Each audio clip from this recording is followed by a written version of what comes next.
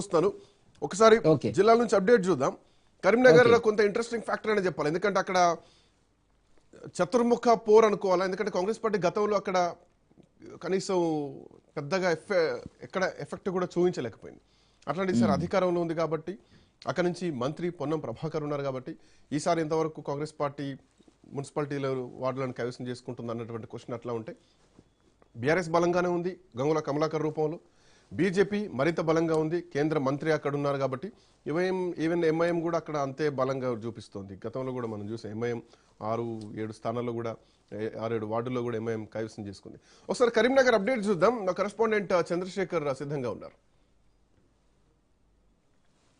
కరీంనగర్ లో మున్సిపల్ ఎన్నికల కౌంటింగ్ ప్రక్రియ అయితే కొనసాగుతుంది. మొత్తం కూడా 2 కార్పొరేషన్లు, ఇటు 14 మున్సిపాలిటీలకు అయితే ఈ రోజు కౌంటింగ్ జరుగుతుంది. ఇటు కరీంనగర్, రామగుండం 2 కార్పొరేషన్లు, మిగతా 14 మున్సిపాలిటీలకు గాను ఉదయం 8 గంటల నుంచే కౌంటింగ్ ప్రక్రియ అయితే మొదలైంది. ఇప్పటికే ఉమ్మడి కరీంనగర్ జిల్లా వ్యాప్తంగా ఉన్న కౌంటింగ్ సెంటర్ల వద్ద ఇటు బిఎన్ఎస్ 163 సెక్షన్ విధించి ఎక్కడ కూడా ఎలాంటి సమస్యలు తలెత్తకుండా అయితే ఇటు అధికార యంత్రాంగం 3 అంచెల భద్రత కూడా ఏర్పాటు చేసింది. మొత్తం కూడా ఆ కౌంటింగ్ ప్రక్రియ మొత్తం కూడా ఇటు వెబ్ కాస్టింగ్ ద్వారా జరుగుతుంది. ఇటు ఎప్పటికప్పుడు కూడా కౌంటింగ్ ప్రక్రియ అనంతరం వారు అధికారులు రిజల్ట్ కూడా అనౌన్స్ చేస్తున్నారు. ప్రస్తుతం మనం చూడొచ్చు, ఉమ్మడి కరీంనగర్ జిల్లా వ్యాప్తంగా కూడా ఇటు హోరాహోరీగా అయితే ఇటు ఎన్నికల హడావుడి కౌంటింగ్ కోలాహలం అయితే నెలకొని ఉంది. మనం చూసుకుంటే 2 కార్పొరేషన్లు కరీంనగర్, రామగుండం కార్పొరేషన్లు ఉన్నాయి. ఇటు కరీంనగర్లో 66 డివిజన్లు ఉన్నాయి. 66 డివిజన్లో 66 టేబుల్స్ అయితే ఏర్పాటు చేసి కొనసాగుతున్నారు.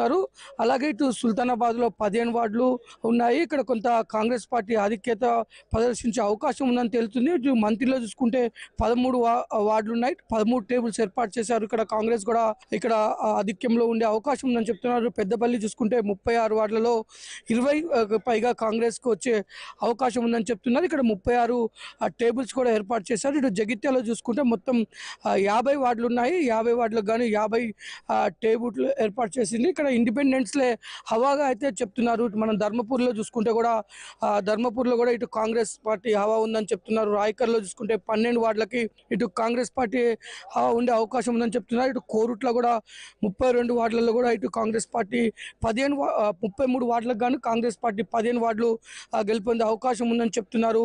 అలాగే మెట్పల్లి 26 వార్డులలో బీఆర్ఎస్ విజయం మోగించే అవకాశం ఉందంటున్నారు. వేములవాడలో 28 వార్డులు ఉన్నాయి. ఇక్కడ బీజేపీ బీఆర్ఎస్ పోటాపోటీగా అయితే ఉన్నాయని చెప్తున్నారు. ఇటు సిరిసిల్లలో కూడా 39 వార్డ్స్, దాంట్లో కూడా బీఆర్ఎస్ అధికంగా గెలిచే అవకాశం ఉందని చెప్తున్నారు. చొప్పదండలో చూసుకుంటే హంగ్ వచ్చే అవకాశం ఉందంటున్నారు. ఇక్కడ 14 వార్డులు కానీ 14 టేబుల్ అయితే ఏర్పాటు చేశారు. ప్రస్తుతం కౌంటింగ్ ప్రక్రియ కొనసాగుతుంది. ఇటు హుజారాబాద్ లో 30 వార్డులకు బీఆర్ఎస్ ఇక్కడ విజయం సాధించే అవకాశం ఉందంటున్నారు. ఇక్కడ 30 టేబుల్స్ ఏర్పాటు చేసి కౌంటింగ్ ప్రక్రియ కొనసాగిస్తున్నారు. జమ్మికుంటలో కూడా 30 వార్డ్స్ కి 30 టేబుల్స్ ఏర్పాటు చేశారు. ఇక్కడ కూడా బీఆర్ఎస్ కొంత ఎడ్జ్ ఉండే అవకాశం ఉందంటున్నారు. ఇటు హుస్నాబాద్ లో చూసుకుంటే మొత్తం కూడా 20 వార్డులకు గాను కాంగ్రెస్ పార్టీకి ఇక్కడ ఎడ్జ్ ఉండే అవకాశం ఉందని చెప్తున్నారు. మొత్తానికి కూడా ఇక్కడ హోరాహోరీగా అయితే కౌంటింగ్ ప్రక్రియ కొనసాగుతుంది. ఇటు అభ్యర్థులు అయితే మొత్తం ఉత్కంఠంగా ఎదురు చూస్తున్నారు. ఇప్పటికే క్యాంప్ రాజకీయాలు కూడా మొదలైపోయాయి. ఒక పక్క గెలుపు దిశగా ఎవరైతే గెలుపొందిన అభ్యర్థులని వారికి పార్టీ వారు క్యాంపుకు తరలిస్తున్నారు. ఎందుకంటే ప్రత్యర్థి పార్టీలు ప్రలోభానికి గురి కాకుండా ఉండేందుకు 16న జరిగే చైర్మన్, వైస్ చైర్మన్ తో పాటు మేయర్ ఎన్నికకు ఎలాంటి ఇబ్బందులు తలెత్తకుండా ఎవరికి వారు పార్టీలు గెలిచిన అభ్యర్థులని క్యాంపులకు తరలించే ఏర్పాట్లు చేశారు. ఒక పక్క కౌంటింగ్ ప్రక్రియ కొనసాగుతుంది, మరో పక్క క్యాంప్ హడావుడి కొనసాగుతుంది. ఇప్పటికే కొంతమంది క్యాంపుకు తరలి వెళ్ళిన పరిస్థితి. ఇప్పుడు గెలుపొందిన అభ్యర్థులను ప్రకటించాలంటే వారంతా కూడా ఎక్కడైతే కౌంటింగ్ సెంటర్ల వద్దకు తరలి రావాలని అధికారులు చెప్తున్నారు.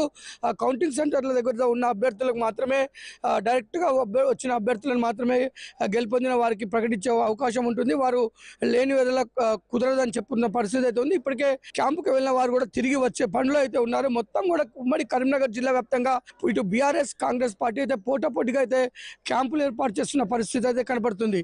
కెమెరామెన్ బాలుతో Chandrashekar, Raj news, Karimnagar. Thank you Shekar, thanks for updates. మొత్తానికి పోటాపోటీ వాతావరణం అయితే కనిపిస్తోంది. సో